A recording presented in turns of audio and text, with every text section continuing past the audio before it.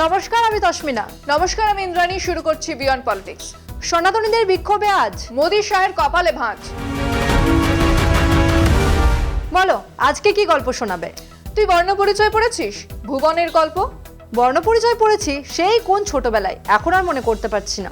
ভুবন তার মাসির কাছে মানুষ। ভুবন চুরি করত, কিন্তু মাসি কিছুই বলতো না, উল্টে প্রশ্রয় দিত। তারপর প্রশ্রয় পেয়ে চুরি করতে করতে ভুবন একদিন ধরা পড়লো। ভুবনের ফাঁসির সাজা হলো। ফাঁসির মঞ্চে ভুবন কি করেছিল জানিস? কি করেছিল? মাসিকে ডেকে ভুবন মাসির কান কামড়ে ছিঁড়ে নিয়েছিল। কেন জানিস? কেন জানি না তো, মনে পড়ছে না। ছোটবেলা থেকে ভুবন যখন চুরি করত, মাসি শাসন করেনি। ভুবনের ফাঁসি হওয়ার জন্য তাই মাসিও দায়ী। বুঝলাম, কিন্তু হঠাৎ করে এই গল্প বললে কেন? বললাম কারণ মোদিজির এখন ভুবনের মাসির মতোই দশা হয়েছে। এ কথা বলছো কেন? মোদি আর বিজেপি এখন নিজেদের ভোট ব্যাংকের কাছেই ভিলেন হয়ে গেছেন। সনাতন ধর্মের রক্ষাকর্তা বলে যারা প্রচার করত, এখন তারাই সনাতন ধর্মের সবচেয়ে বড় শত্রু হয়ে গেছে। কেন বলো তো, কি হয়েছে? প্রথম ঘটনাটা একজন শঙ্করাচার্যকে নিয়ে। শঙ্করাচার্য অভিমুক্তেশ্বরানন্দ সরস্বতী। হ্যাঁ, কুম্ভ মেলার সময় যোগী আদিত্যনাথের নিন্দা করেছিলেন তো। এক্স্যাক্টলি, সেই শঙ্করাচার্যের সঙ্গে সরাসরি সংঘাতে যোগী আদিত্যনাথের প্রশাসন। কেন, হয়েছেটা কি? মাঘ মেলায় শঙ্করাচার্যের ভক্তদের গায়ে হাত তোলার অভিযোগ উঠেছে। শঙ্করাচার্যের যোগ্যতা নিয়ে প্রশ্ন উঠেছে। এসবই করেছে যোগী প্রশাসন। তুমি আমাকে ডিটেলসে দাও তো খবরটা। তুই নিজেই দেখে নে কিভাবে সনাতনীরা গর্জে উঠেছে মোদির বিরুদ্ধে। শঙ্করাচার্য স্বামী অভিমুক্তেশ্বরানন্দ সরস্বতী ও উত্তরপ্রদেশের মুখ্যমন্ত্রী যোগী আদিত্যনাথের সংঘাত এখন নিছক ব্যক্তিগত বা প্রশাসনিক বিতর্কে সীমাবদ্ধ নেই। এই সংঘাত বিজেপির হিন্দুত্ব রাজনীতির ভিতকেই প্রশ্নের মুখে দাঁড় করিয়েছে। অভিযোগ, একজন সম্মানিত ধর্মগুরুর প্রতি অসম্মান দেখিয়ে যোগী সরকার হিন্দু সমাজের বড় অংশকে ক্ষুব্ধ করেছে। শঙ্করাচার্য হিন্দু সমাজে ধর্মগুরু হিসেবে সর্বজন স্বীকৃত। তার অবস্থান রাজনীতি নিরপেক্ষ। অন্যদিকে যোগী আদিত্যনাথ প্রথমে একজন রাজনীতিক, পরে ধর্মীয় নেতা। এই ধারণাই ক্রমশ জোরালো হচ্ছে। এখানেই বিজেপির সমস্যা। শঙ্করাচার্যের বিরুদ্ধে অবস্থান মানে সনাতন ধর্মের ভাবাবেগে আঘাত। সেই ঝুঁকি বিজেপি নিতে পারছে না। এই কারণে উত্তরপ্রদেশ সরকারের ভেতরেই ফাটল স্পষ্ট।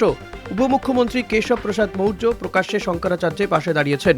অন্যদিকে যোগী আদিত্যনাথ কালনেমি উপমা টেনে সাধুদের একাংশকে আক্রমণ করে পরিস্থিতি আরও ঘোরালেন। এতে তিনি একঘরে হয়ে পড়ছেন। কেন্দ্রীয় নেতৃত্বের নীরবতা খুব তাৎপর্যপূর্ণ। প্রধানমন্ত্রী বা স্বরাষ্ট্রমন্ত্রীর প্রকাশ্য সমর্থন নেই, আরএসএসও চুপ। এই নীরবতা যোগী বিরোধী শিবিরকে শক্ত করছে। দলের কর্মীদের মধ্যে ক্ষোভ, ভাইরাল ভিডিও, প্রকাশ্য চিঠি ও পদত্যাগ সেই ইঙ্গিতই দিচ্ছে। সবচেয়ে বড় ধাক্কা এসেছে হিন্দু সাধু সমাজ থেকে। চারপীঠে শঙ্করাচার্যরা একসঙ্গে দিল্লিতে বৈঠকের সিদ্ধান্ত নিয়েছেন। গোরক্ষা ইস্যুর আড়ালে এই বৈঠক যোগী সরকারের বিরুদ্ধে বড় বার্তা দিতে পারে।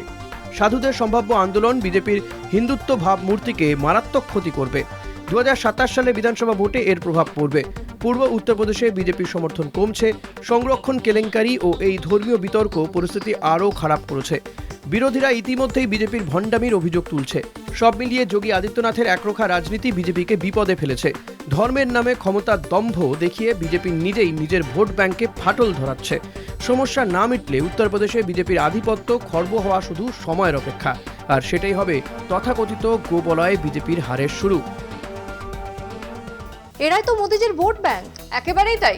শঙ্করাচার্যকে বলা হয় হিন্দু পীঠের সর্বোচ্চ গুরু। বাপরে, এ তো সেম সাইড গোল করছেন যোগী আদিত্যনাথ। এখানেই শেষ নয়, মোদিজির কপালে আরো চিন্তার ভাঁজ পড়েছে। কেন, আবার কি হলো? বিশ্ববিদ্যালয় মঞ্জুরি কমিশন বা ইউজিসি একটি নতুন নিয়ম জারি করেছিল। কি বলা হয়েছিল সেই নিয়মে? এসসি, এসটি, ওবিসিদের বিরুদ্ধে কোনো বিদ্বেষী আচরণ কেউ করলে তার শাস্তি হবে। সোজা ভাষায়, উচ্চ বর্ণের অত্যাচার থেকে পিছড়ে বর্গের ছাত্রছাত্রীদের বাঁচাতেই এই আইন এসেছিল। এই আইন তো প্রয়োজনীয় মনে হচ্ছে। তেমনটাই ছিল। রোহিত বেমুলার আত্মহত্যার পেছনে ছিল জাতিবিদ্বেষ। তারপরেই রোহিতের মার করা একটি মামলার পরিপ্রেক্ষিতে সুপ্রিম কোর্ট নির্দেশ দেয়। তারপরে ইউজিসি এই নিয়ম তৈরি করে। বুঝলাম, তো এতে মোদিজির কি হয়েছে? এতেই চরম ক্ষেপে গেছে উচ্চবর্ণের ব্রাহ্মণ আর সাবর্ণ সমাজ। সোজা কথায় আপার কাস্ট ভোট ব্যাংক। তাদের বক্তব্য কি? প্রথম বক্তব্য, এই আইনে অপপ্রয়োগ হবে, উচ্চবর্ণের লোকেদের ভুয়ো মামলায় ফাঁসানো হবে। আর দ্বিতীয় বিষয়টা একটু গম্ভীর। কি বলতো? আর তাদের প্রতিবাদের ফল কি? সুপ্রিম কোর্ট আপাতত ইউজিসির করা আইন রদ করেছে। কেন্দ্রকে বিশেষজ্ঞদের পরামর্শ নিতে বলেছে। তুমি আমাকে পুরোটা খুলে বলো তো। তুই এটা দেখ, গোটা বিষয়টা স্পষ্ট হয়ে যাবে।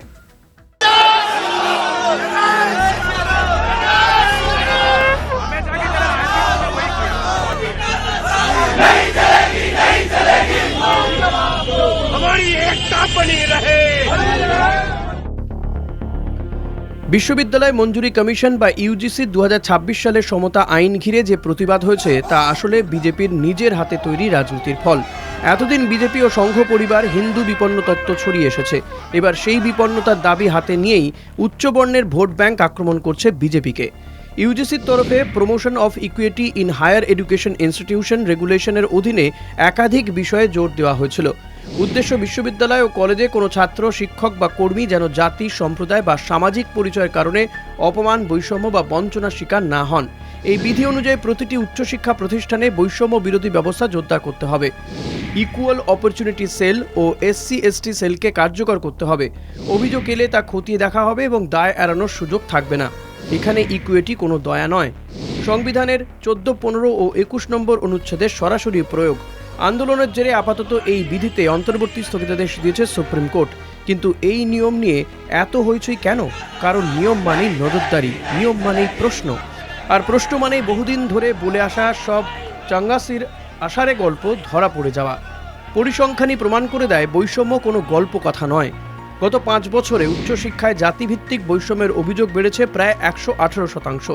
2019-20 সালে যেখানে অভিযোগ ছিল 173টি, 2023-24 সালে তা বেড়ে হয়েছে 378টি। এই সময়ের মধ্যে 704টি বিশ্ববিদ্যালয় ও 1553টি কলেজ থেকে ইউজিসি পেয়েছে মোট 1160টি অভিযোগ। কাগজে কলমে 90%-এর বেশি অভিযোগ মিটে গেছে বলা হলেও বাস্তবে পেন্ডিং মামলার সংখ্যা 18 থেকে বেড়ে 108। বিজেপির উচ্চবর্ণের নেতারা এতদিন বলে এসেছে সংরক্ষণ মানেই তুষ্টিকরণ, সামাজিক ন্যায় মানেই ভোট ব্যাংক রাজনীতি, আর এখন নিজেরাই রাস্তায় নেমে কাঁদছে, প্রোটেকশন চাইছে, সংরক্ষণ চাইছে। এই কান্না আসলে ক্ষমতা হারানোর ভয়, নজরদারির ভয়, প্রশ্নের মুখে পড়ার ভয়। মজার বিষয় হলো বিজেপি যে হিন্দু ঐক্যের কথা বলে, সেই ঐক্য আজ ভেঙে পড়ছে। মুসলিমদের কোণঠাসা করা প্রায় সম্পূর্ণ, এবার লক্ষ্য দলিত, আদিবাসীরা। কিন্তু তাতেও সবর্ণদের অসন্তোষ কমছে না। তাই উচ্চবর্ণদের মন রাখার জন্য আগেই দেয়া হলো 10% UWS সংরক্ষণ। তবুও ক্ষোভ থামেনি। এই ক্ষোভের রাজনীতি বিজেপিরই তৈরি। নরেন্দ্র মোদী একদিকে নিজেকে ওবিসি বলে তুলে ধরেন, অন্যদিকে দলের পুরনো উচ্চবর্ণ সমর্থকরা মনে করেন তারা অবহেলিত। ফলে এখন শিক্ষামন্ত্রীর চেয়ারেও বসে থাকা ধর্মেন্দ্র প্রধানের মতো ওবিসি নেতারাই আক্রমণের মুখে। বিজেপির সমস্যা সংরক্ষণ নয়, সমস্যা নিয়ন্ত্রণ হারানো। যে ভিকটিমহুড রাজনীতি তারা এতদিন চালিয়েছে, আজ তার নিজের ঘরেই আগুন লাগিয়েছে। প্রশ্ন হলো, এই আগুন নেভাবে কে? বিজেপি কি পারবে তাদের খেপে যাওয়া উচ্চবর্ণের ভোট ব্যাংককে শান্ত করতে? কি একটা বলছিলে, দ্বিতীয় একটা বিষয় আছে? হ্যাঁ, দ্বিতীয় একটা বিষয় আছে উচ্চবর্ণের খেপে যাওয়ার পেছনে। কেন খেপে গেছে কেন? পশ্চিমবঙ্গের সমাজ দেখে উত্তর ভারত বুঝতে পারবি না। উত্তর ভারতে জাতপাতের বৈষম্য চরমে। তা তো জানি, আজও যাতে ছোট এই অপরাধে মেরে ফেলা হয়। শুধু উত্তরপ্রদেশে 23.78% জাতি বিদ্বেষের অপরাধ ঘটেছে 2025 সালে। বাপরে, তা এবার উচ্চবর্ণের মানুষেরা খেপে গেছে কেন? প্রতিবাদগুলো ভালো করে শুনলে বিষয়টা বুঝতে পারবি। কি বিষয় বলো তো? আসল বিষয় হচ্ছে ব্রাহ্মণ্যবাদীদের এই শাস্তির বিষয়টা পছন্দ হয়নি। বক্তব্যটা অনেকটা এরকম, উচ্চবর্ণের মানুষ নিচু জাতের লোকেদের, দলিতদের ওপর অত্যাচার করবে, সেটাই স্বাভাবিক, তার আবার শাস্তি কিসের? হে আবার কেমন কথা? প্রতিবাদ হচ্ছে, প্রতিবাদে উচ্চবর্ণের প্রতিবাদী লোকজন এমন ভাষণ দিচ্ছে, তাতেই বোঝা যাচ্ছে এই মানুষগুলোর ভেতরে ঠিক কতটা ঘৃণা রয়েছে। মোদিজির কপালে তো তাহলে বড় ভাঁজ পড়ছে। শুধু কি তাই, হিপোক্রেসি সামনে আসছে। হিপোক্রেসি কেন? জেএনইউতে বিক্ষোভকারী ছাত্ররা স্লোগান দিয়েছিল মোদি তেরি কবর খুদেগি বলে। দিল্লি পুলিশ কেস করেছে, গ্রেফতার করেছে। কিন্তু এবার এই একই স্লোগান তুলল উচ্চবর্ণের বিক্ষোভকারীরা, মোদি তেরি কবর খুদেগি, ইউজিসি কি ছাতি পর। এ বাবা, তারপর? তারপর কি? এরা তো বিক্ষোভকারী ছাত্র নয়, এরা তো বামপন্থী নয়, এরা জেএনইউ ছাত্র নয়, এরা সব মোদির ভোট ব্যাংক, হিন্দু উচ্চবর্ণের ভোট ব্যাংক। আর তাই সবাই চুপ? হ্যাঁ, চুপ। এবার আমাদেরও চুপ করার সময় এসেছে। তাই ভালো, চুপ করি। বিয়ন্ড পলিটিক্স আজকের মতো এই পর্যন্তই। দেখতে থাকুন কলকাতা টিভি, রাত দিন 7 দিন।